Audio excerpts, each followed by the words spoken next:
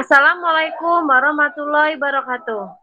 Kami dari kelompok beranggotakan Ani Nugrahani dan Dian Indriani ingin menyampaikan mengenai mata kuliah analisa laporan keuangan dengan judul analisis aktivitas investasi.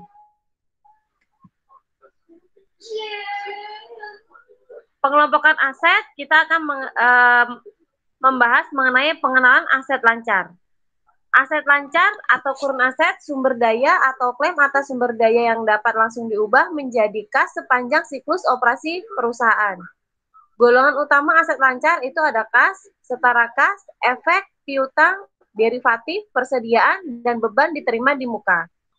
Aset tidak lancar atau fixed asset, sumber daya atau klaim atas sumber daya yang diharapkan dapat memberikan manfaat bagi perusahaan selama periode melebihi periode kini. Golongan utama aset lancar itu terdiri dari properti, pabrik, peralatan, dan lain-lain. Pengenalan aset lancar itu tadi ada properti, pabrik, peralatan, itu dibilang sebagai aset jangka panjang.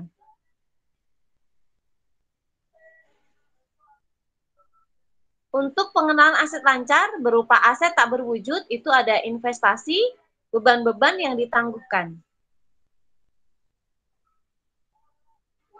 Untuk pengenalan aset lancar selanjutnya itu dari aset keuangan. Aset keuangan ini dinilai pada nilai wajar atau nilai pasar dan diharapkan dapat memberikan imbal hasil yang setara dengan biaya modal yang telah disesuaikan dengan resiko mereka. Contohnya, efek itu ada surat berharga atau sekuritas. Yang selanjutnya, pengenalan aset lancar itu ada aset operasi, terdiri atas sebagian besar aset perusahaan. Aset ini dinilai pada biayanya dan merupakan aset operasi produktif yang diharapkan memberikan imbal hasil di atas laba normal. Kas dan setara kas, definisinya itu adalah kas sendiri itu aset yang paling liquid, mencakup mata uang, deposito dana, money order, dan cek. Sedangkan yang setara kas itu tergolong aset sangat lancar. Investasi jangka pendek, yang pertama itu siap dikonversi menjadi kas. Yang kedua, hampir jatuh tempo sehingga resiko perubahan harga yang disebabkan pergerakan tingkat bunga hanya minimal. Contoh, treasury bill atau surat berharga yang dikeluarkan oleh pemerintah Amerika Serikat, commercial paper, dan dana pasar uang. Analisis aset. Dalam analisis aset, konsep likuiditas sangat penting. Likuiditas memberikan fleksibilitas untuk memanfaatkan kondisi perubahan pasar dan untuk bereaksi terhadap tindakan strategi pesaing. Likuiditas juga terkait dengan kemampuan perusahaan untuk memenuhi kewajiban saat jatuh tempo.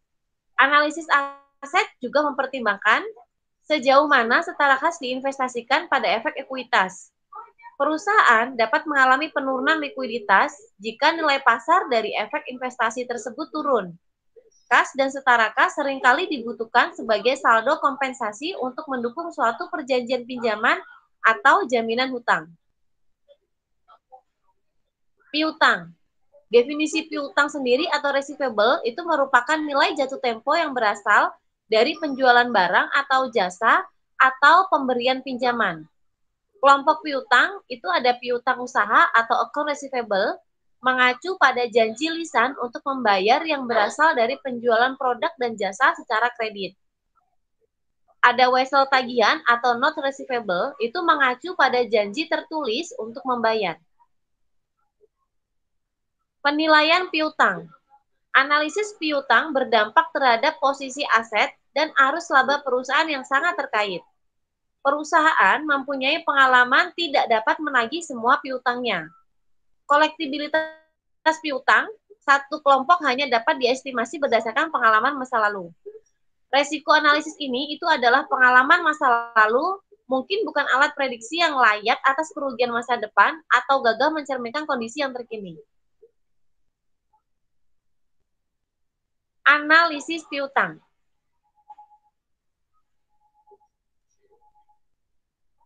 Resiko kolektibilitas, manajemen sering menggunakan pengalaman masa lalu hanya karena kondisi ekonomi dan industri sulit diprediksi. Alat analisis untuk memeriksa kolektibilitas piutang itu membandingkan presentasi piutang terhadap penjualan perusahaan pesaing dengan perusahaan yang sedang dianalisis. Memeriksa konsentrasi pelanggan, resiko meningkat jika piutang terkonsentrasi pada satu atau sedikit pelanggan. Menghitung dan menyelidiki tren periode rata-rata kolektibilitas piutang dibandingkan dengan syarat kredit pelanggan untuk industri yang bersangkutan. Menentukan bagian piutang yang merupakan pengalihan atau perpanjangan dari piutang atau wesel tagih masa lalu. Analisis piutang, ada keaslian piutang, deskripsi piutang dalam laporan keuangan atau catatan atas laporan keuangan biasanya tidak cukup untuk memberikan tingkat keandalan mengenai apakah piutang asli, jatuh tempo, atau dapat ditagih. Faktor lain yang mempengaruhi keandalan piutang adalah hak pengembalian barang atau right of merchandise return. Sekuritas piutang. Perusahaan menjual semua piutang pada pihak ketiga atau disebut anjak piutang atau sekuritirisasi. Slide selanjutnya akan saya lanjutkan. Ya, terima kasih Dian. Terima kasih Kak Ani. Untuk slide selanjutnya itu ada latihan atau exercise 3 nomor 8. Untuk soalnya saya akan bacakan. Lihat laporan keuangan Campbell Soup Company di laporan A yang dibutuhkan yaitu yang pertama identifikasi penyebab kenaikan 101,6 juta dolar dalam ekuitas pemegang saham untuk tahun 11. Hitung harga rata-rata pembelian kembali saham treasury sama tahun 11. Hitung nilai buku saham biasa pada akhir tahun 11. Yang terakhir bandingkan nilai buku per saham biasa dan harga rata-rata pembelian kembali saham treasury selama tahun tersebut. Ukuran nilai pasar rata-rata per saham selama tahun tersebut. Apa alasan mengapa angka-angka ini berbeda? Untuk penyelesaiannya, untuk catatannya kecuali dinyatakan lain, banyak informasi untuk menjawab pelatihan ini dapat ditemukan dalam item 68 dari laporan keuangan Campbell. Yang pertama, penyebab kenaikan dari 101,6 juta dolar diidentifikasi dalam tabel di bawah ini seperti yang bisa dilihat, pernyataan ekuitas pemilik dan perubahan jumlah saham. Di sini dijelaskan net income di tahun 11 yaitu 401,5 dolar dan tahun 10 4,4 dolar. Untuk cash dividennya sendiri ada di angka minus 142,2 dolar dan di tahun 10 minus 126,9 dolar. Treasury stock purchase-nya itu minus 175,6 dolar dan di tahun 10-nya minus 41,4 dolar. Untuk treasury stock issue, bagian capital surplus-nya itu 45,4 dolar dan tahun 10-nya adalah 11,1 dolar. Treasury stock-nya di tahun 11 12,4 dolar dan di tahun 10 4,6 dolar. Untuk translation adjustment-nya minus 29,9 dolar dan di tahun 10 itu surplus 61,4 dolar. Sale of foreign operation itu ada di angka minus 10,0 dolar. Untuk increase in stockholders equity-nya di tahun 11 sendiri ada 100,6 dolar seperti yang tadi 101,6 dolar seperti yang tadi sudah dijelaskan kenaikannya dan di tahun 10-nya itu minus 86,5 dolar. Nah, ini ada penjelasan di angka 54 sama A dan B-nya ya. Untuk hasilnya itu didapat dari situ. Next slide. Untuk yang B, harga rata-rata pembelian saham treasury dihitung sebagai berikut yaitu 175,6 juta dolar dibagi 3,395 juta saham treasury yang dibeli, yaitu hasilnya 51,72 dolar. Pembelian saham treasury dari laporan arus kas dan laporan pembelian saham keadilan. Untuk yang C, nilai buku per saham biasa dihitung sebagai berikut, yaitu 1,793,4 dolar dibagi 127 dolar sama dengan 14,12 dolar. Nah, catatannya tidak ada saham preferen yang beredar, nilai ini sama dengan jumlah yang dihitung perusahaan. yaitu dari 14,12 dolar.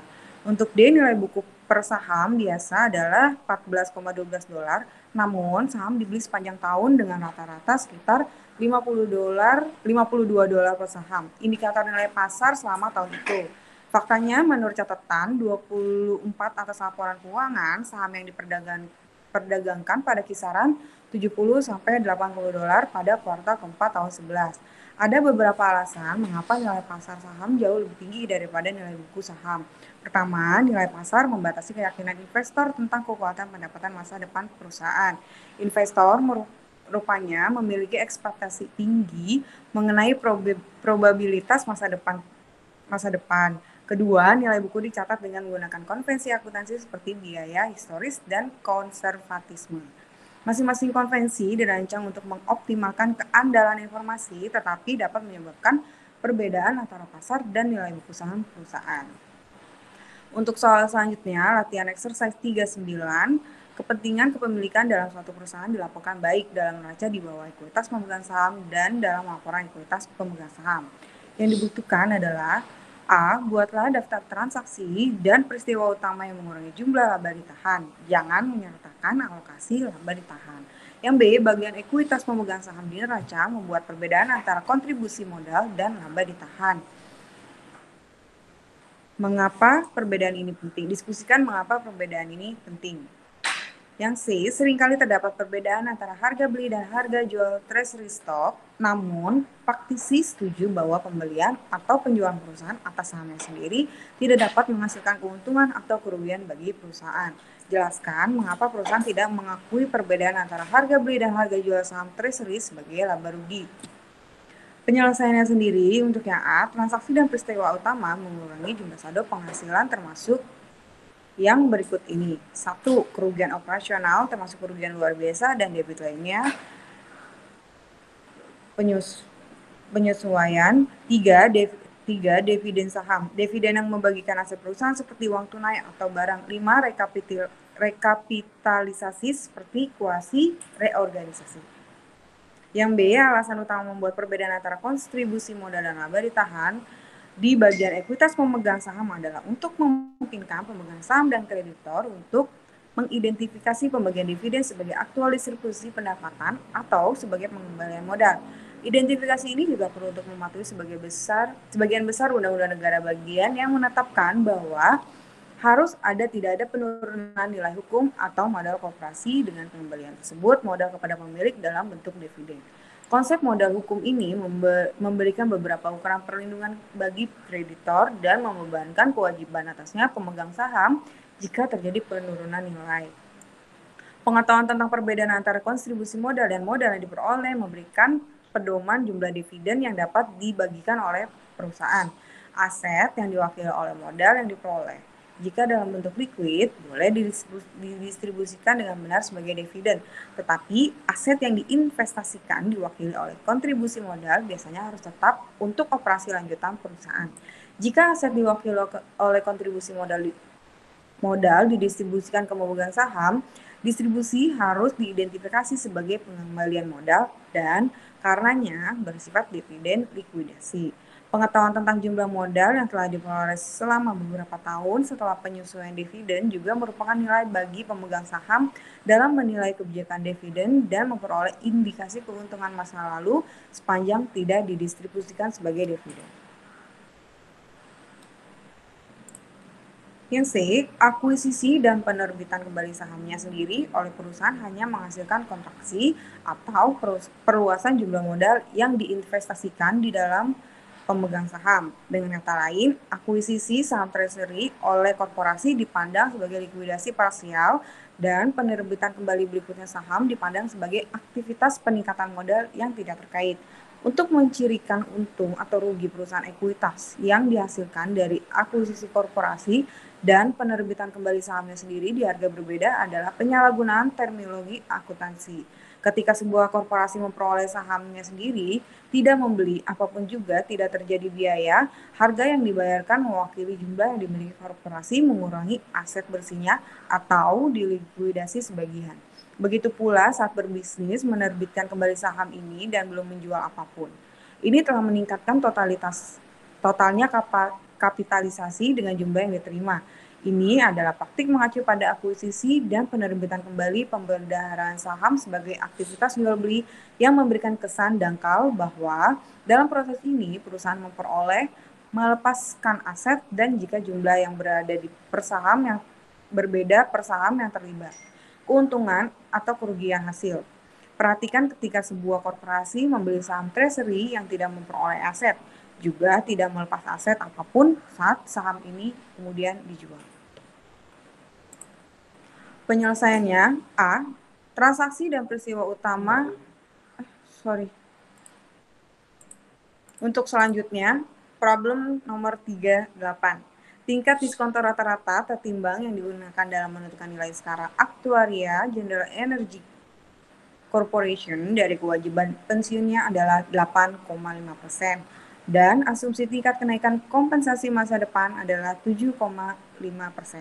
Tingkat pengembalian jangka panjang yang diharapkan dari aset rencananya adalah 11,5%. Kewajiban pensiunnya pada akhir tahun 6 adalah $2.212.000 dan kewajiban manfaat yang terakumulasi adalah $479.000. Nilai wajar asetnya adalah $3.238.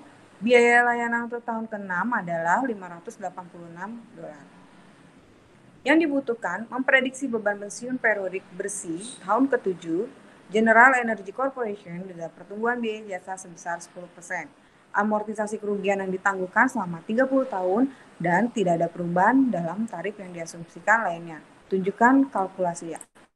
Berikut adalah penyelesaiannya. Periodic pension cost computation dalam millions dollar. Untuk biaya jasanya sendiri itu ada di $586 kali 1,10 hasilnya $645. Interest cost itu $188. Return on plan assets itu ada minus $372. Amortization of deferred loss yaitu $2. Periodic pension cost-nya hasilnya adalah $463. Sekian presentasi dari kelompok kami, kurang lebihnya kami ucapkan mohon maaf. Terima kasih.